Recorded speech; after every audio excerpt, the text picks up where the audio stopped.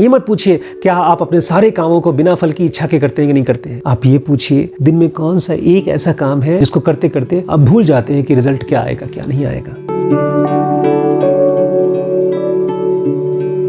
गीता केवल इंटरेस्टिंग ही नहीं, केवल खूबसूरत ही नहीं, बहुत गहरी भी है।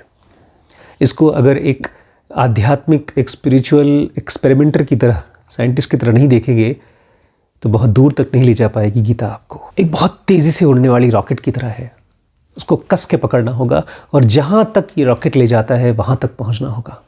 अगर बीच में इसका साथ छोड़ दिया किसी भी वजह से, कन्फ्यूजन की वजह से, चाहे डर की वजह से, तो वापस वहीं गिर जाएंगे जहाँ से शुरू किया था। एक भाई साहब ने पूछा है, सच बताइएगा सर, ईमानदारी से, क्या आप अपने, मतलब मैं अपने सारे कर्म बिना फल की इच्छा के करता हूँ? मैं आपसे पूछना चाहता हूँ, आपने ये सवाल पूछा है, क्या इसके बदले में कोई फल की इच्छा है? फल कब परेशान करता है? तो थोड़ा इत्मीनान से सोचिएगा। फल कब परेशान करता है? जब वो मिलता है तब भी, और जब वो नहीं मिलता है तब भी। आपने मेहनत किया, इम्तिहान की तैयारी की, एग्ज़ाम पास नहीं हुए, फ्रस्ट्रेशन। एग्ज़ाम पास हो गए, खुश हो गए, कॉलेज पा गए, नौकरी पा गए, उसके बाद फिर आता है एक टाइम के बाद बोर्डम, फ्रस्ट्रेशन। हमने और आपने जो सोचा था कि इस लाइफ को पूरी तरह से सुकून मिलेगा, शांति मिलेगी किसी कर्म को करके, वो नहीं मिलता। और उससे भी ज़्यादा इम्पॉर्टेंट, हमारे एक जो कर्म के फल हम सोच के रखते हैं वो बहुत स्पेसिफिक होते हैं, बहुत स्पेसिफिक, और इसीलिए हमको सक्सेस भी नहीं मिलती। अब एक साइंटिस्ट जब किसी एक्सपेरिमेंट में घुसता है, जब वो दो केमिकल्स को जोड़ता है, या राइट ब्रदर्स किसी चीज़ को जोड़ करके हवा में उड़ने की कोशिश करते हैं, तो वो पहली बार में हवाई जहाज नहीं एक्सपेक्ट करते। एक साइंटिस्ट पहली बार में अपनी बीमारी का इलाज नहीं एक्सपेक्ट करता। वो चीज़ों को मिक्स करता है और वो देखता है कि क्या हो सकता है, क्या चीज़ निकल के आ सकती है। यही तो कृष्ण कह रहे हैं कि हर एक कर्म का अपना फल बनता है। लेकिन हम और आप तो फोकस्ड हैं उस पर जो रिजल्ट हमको चाहिए। तो कर्म को फल के इच्छा के बिना क्यों करना चाहिए? क्योंकि जो कर्म आप जिस इंटेंसिटी से, जिस मेहनत से, जिस मन से, जिस परिस्थिति में कर रहे हैं, उसका वही रिजल्ट आएगा जो आप सोच रहे हैं, ये गारंटी नहीं है। इसलिए मैंने कहा गीता बड़ी साइंटिफिक है अगर एक्सपेरिमेंट करना चाहते हैं तो।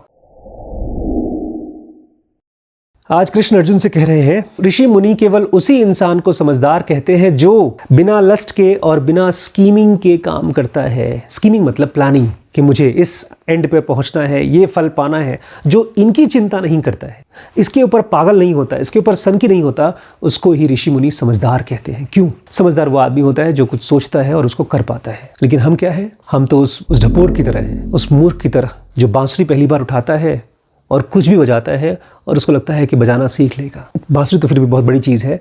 अगर आप साइकिल भी चलाना सीखना चाहते हैं तो उसको आपको एंड रिजल्ट को पहले नहीं सोचना है। आपको पहले देखना है क्या मैं साइकिल के ऊपर बैठ पाता हूँ, क्या मैं इसको 10 कदम के लिए बैलेंस कर पाता हूँ, इसको देखना है। और हम और आप क्या करते हैं? सीधे फाइनल रिजल्ट के बारे में सोचते हैं। तो कृष्ण अर्जुन से कह रहे हैं, अर्जुन समझदार वो आदमी होता है जो कर्म तो करता है, चाहे वो साइकिल चलाए, चाहे बिजनेस करे, चाहे कोई म्यूजिक का प्रैक्टिस करे, चाहे कुछ भी करे, उसका दिमाग डिस्ट्रैक्टेड नहीं है। वो उस एक्टिविटी में इन्वॉल्व है, उस कर्म में इन्वॉल्व है, और उस कर्म का एक फल आता है, वो उसको देखता है, अम्यूज्ड हो जाता है, खुश हो जाता है। क्योंकि बहुत बार ऐसा होता है कि जब आप किसी काम में बहुत गहरे से इन्वॉल्व होते हैं, उसका जो रिजल्ट आता है वो आपकी उम्मीद से ज़्यादा आता है, क्योंकि आपने कुछ उम्मीद ही नहीं की थी। यही फर्क होता है एक भिक्षु में और एक भिखारी में। भिक्षु तो अपने अंदर रहता है। एक बुद्ध या बुद्ध के पास ढेर सारे भिक्षु थे, साधक थे, सत्य के खोजी थे। वो तो दिन भर अपने अंदर रहते थे और जब रास्ते पे चलते थे उनको जो मिल जाए उसको लेते थे और अम्यूज्ड होते थे, या कम से कम उसको भिक्षा को लेकर के अपने मन को झांक पाते थे कि देखो मेरा मन कितना लालची है, कितना आलसी है, कितना कंफ्यूज्ड है। लेकिन हम और आप क्या है? उस भिखारी की तरह है जो दिन भर कोसता रहता है लाइफ को और फिर उम्मीद करता है कि आज जाऊंगा भीख मांगने के लिए, आज मुझे इतना नहीं इतना मिलेगा, और जो कुछ भी मिलता है वो केवल आपको शॉक करता है, झटका देता है। कृष्ण हमको गाइड कर रहे हैं कि समझदार लोग और एक्शंस का क्या संबंध है। ये मत पूछिए क्या आप अपने सारे कामों को बिना फल की इच्छा के करते हैं कि नहीं करते। आप ये पूछिए दिन में कौन सा एक ऐसा काम है जिसको करते करते आप भूल जाते हैं कि रिजल्ट क्या आएगा क्या नहीं आएगा।